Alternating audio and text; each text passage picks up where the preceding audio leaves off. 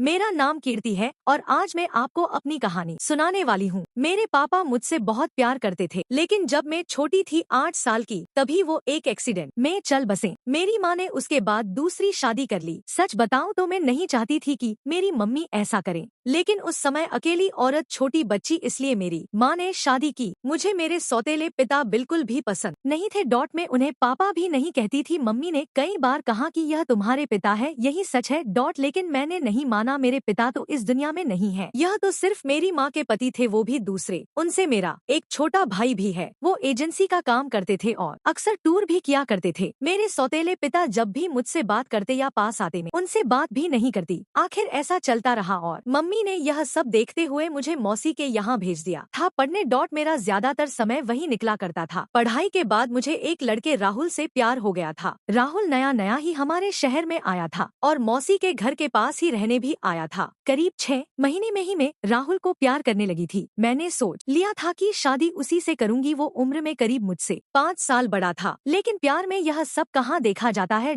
मैंने मेरी माँ को बता दिया कि मैं राहुल से शादी करना चाहती हूँ। मेरी माँ ने बोला ठीक है। राहुल को मिलने के लिए मेरे घर बुलाया। राहुल अनाथ था, उसके माता पिता और रिश्तेदार नहीं थे, इसलिए वो खुद मेरे घर हमारी शादी की बात करने गए। मुझे बस मेरी माँ की हाँ चाहिए थी। पिता से मुझे कोई मतलब नहीं था, लेकिन वो भी वही थे। जब राहुल आया था, माँ को लड़का पसंद आ गया। मैं खुश थी। राहुल चला गया और मम्मी भी कुछ काम से बाहर गई। जब मैं घर में अकेली थी, तब मेरे सौतेले पिता मेरे पास आए। बोले तुम उस लड़के से शादी नहीं करो। मैंने कहा आपसे किसने पूछा, चले जाइए यहाँ से। मैं वहाँ से जाने लगी, तब उन्होंने मेरा हाथ पकड़ा और फिर कहा तुम शादी नहीं कर सकती। इस बार उनकी आंखों में थोड़ा गुस्सा था। मैंने कहा मेरा हाथ छोड़िए और मुझसे दूर रहिए। मैं अपने कमरे में गई और दरवाजा बंद कर लिया। जब माँ आई तब मैंने कहा कि तुम्हारा पति मेरे साथ बदतमीजी कर रहा था। माँ ने कहा चुप रहो, कुछ भी उनके बारे में मत बोलो, वो हमेशा तुम्हारा भला सोचते हैं। मेरी माँ के आंखों पर तो जैसे पट्टी बंधी थी। माँ ने फिर रात में मुझसे बोला कि यह लड़का राहुल सही है, तू अच्छे से जान पहचान निकलवा ली ना। मुझे समझ आ गया था कि उन्होंने इनके कान भर दी। मैंने कहा कि खोट राहुल में नहीं है तुम्हारे पति में। वो मेरी शादी नहीं होने देना चाहते। पता नहीं उनके दिल में क्या है, लेकिन मैं राहुल से ही शादी करूंगी। मेरा फैसला मेरी माँ अच्छे से जान चुकी थी, इसलिए हमारी शादी तय हो गई। शादी की तैयारियां होने लगी। मैं खुश थी।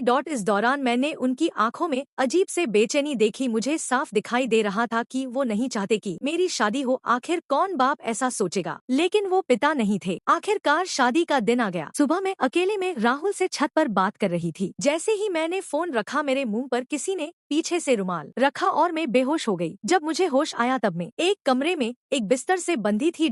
मेरा मुंह भी बंद था। मेरी शादी वाले दिन मुझे यहाँ कौन उठा कर लाया। थोड़ी देर बाद कमरे का दरवाजा खुला और सामने थे मेरे सौतेले पिता। उन्होंने मेरे साथ यह किया था, पर आखिर वो मुझे यहाँ क्यों उठा कर लाए। मुझे वो पसंद नहीं थे, लेकिन वो इस हद गिरे हैं मुझे नहीं पता था। ऐसा तो मैंने उनके बारे में नहीं सोचा था। मैं यही सब सोच रही थी, तब वो बोले मैं तुम्हारी शादी उस लड़के से नहीं होने दूंगा। वो खाना लेकर आए थे। उन्होंने मेरा मुंह खोला। मैंने कहा कि क्या चाहते हो तुम, मेरी शादी से इतने परेशान क्यों हो, मुझे यहाँ बांध कर रखा है, यही है तुम्हारा असली चेहरा। मेरी आवाज तेज होती देख उन्होंने मेरा मुंह वापस बांध दिया। आज रात मेरी शादी थी और रात को मैं यहाँ इस कमरे में बंद हूँ। मेरे आँखों से लगातार आंसू निकले जा रहे थे। मैं सोच रही थी कि सारी गलती माँ की है, जो इस आदमी से शादी कर ली। रात को फिर वो कमरे में आए। इस बार कमरे में आते ही कहा कि आज तुम्हारी शादी थी, लेकिन मैं नहीं चाहता था कि तुम उस लड़के से शादी करो। वो लड़का झूठा है, फ्रॉड है, तुम्हें धोखा दे रहा है। वो पहले से शादीशुदा है। तुम मेरी बात नहीं मान रही, इसलिए मैं तुम्हें यहाँ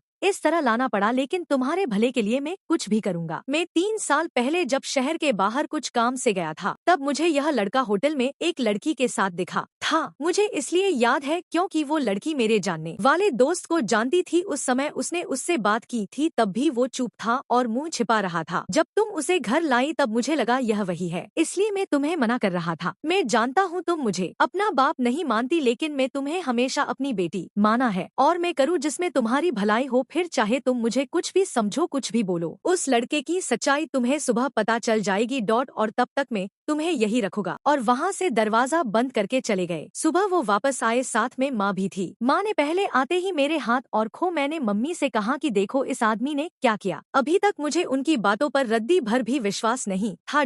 लेकिन फिर दरवाजे से एक और औरत आई, उसके हाथ में एक छोटा बच्चा भी था। वो औरत बोली कि यह सही बोल रहे हैं, वो आदमी धोखेबाज है, उसने मुझे भी धोखा दिया। वो अनाथ नहीं है, उसके घरवाले भी है। मेरे सामने वो खड़ी, वो औरत, उसका बच्चा, मेरी माँ, इन सब को देखकर मुझे भी अब यकीन होने लगा था।